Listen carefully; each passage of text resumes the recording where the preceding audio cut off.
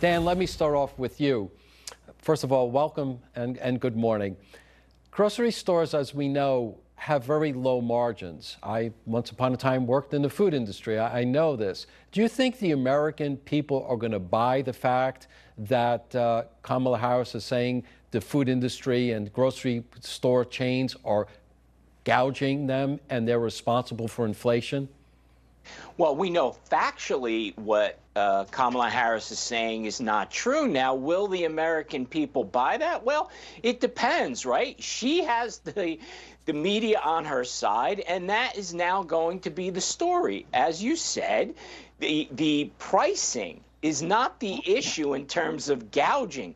Inflation is the issue. Look, the American people are very fortunate in this election because they could actually compare two administrations that were actually in power.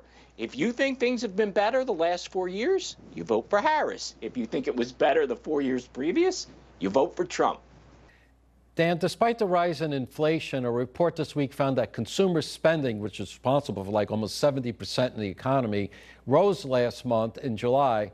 But a Fed report on credit found that credit card debt hit a new record. How long can the American people afford to pay the prices they are paying, and what's the economic impact going to be? Well, that's what we're waiting to see. When does the extension of credit run out? Our economy, in many ways, which I consider to be fragile, is debt fueled, right? Everybody who's spending, including our federal government, is doing it on borrowed money. At some point in time, you have to pay that money back. Now, at whatever point in time that happens, well, that's when the house of cards fold in on itself. So I don't want to see us get there, but the facts are the facts.